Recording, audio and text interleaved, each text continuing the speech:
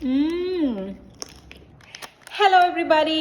So today I'm gonna try something new. It's not new. Kasi may nakikita ako sa YouTube, nag-viral to sa YouTube, sa Instagram, sa Facebook at saka sa TikTok ang fruit rolls up.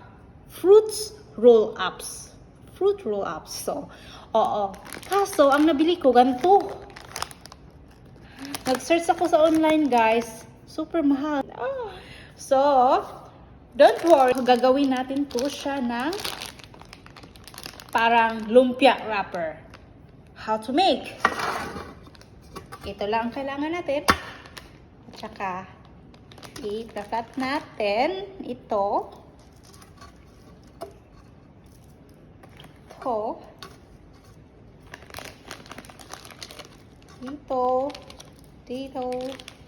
Dito. Paborito ko pa naman tong fruit roll ups, guys. Ang gagawin natin ngayon ay i-microwave natin. Okay?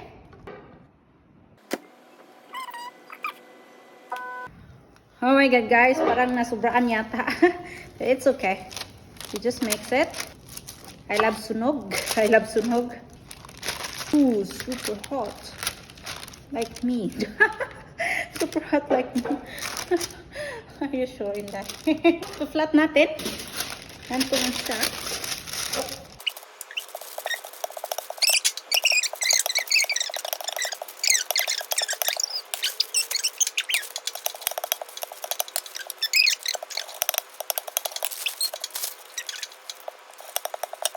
So, i-wait na lang natin siya, guys, ng ilang minutes, maybe 5 minutes para siya mag-cool down.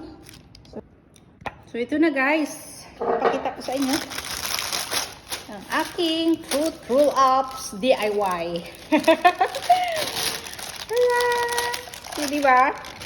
So, nakikid pa kayo. Tarang!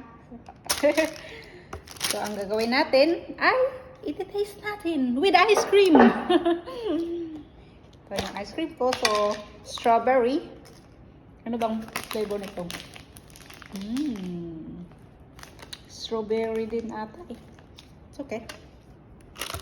Try natin. Oop. Make sure na makikita. Makikita ba ito, guys? Makikita nyo? So just small amount of ice cream and then just roll like this. It's perfect. Just like this.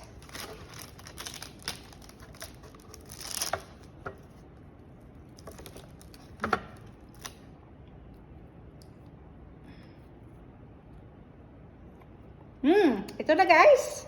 Ang fruit roll ups with ice cream ko. Kaso parang nasunog. It's okay. So, tignan natin kung mag-crunchy ba.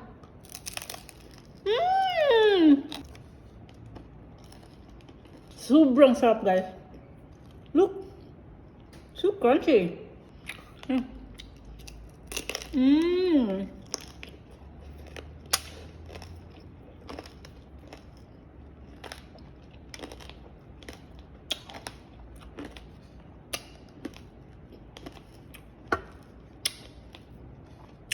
Parang lechon, guys.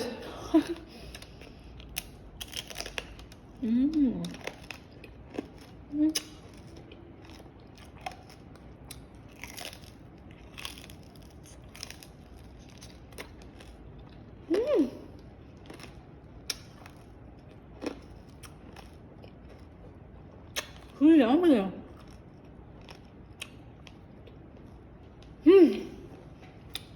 It's a mess, but so yummy. Anyway, guys, kung hindi nyo afford yung yung box talaga, which is the box is really good. But kung meron naman kayong yung mumurahin, gawin nyo to ganito para makasaya kayo. Yun lang, bye-bye!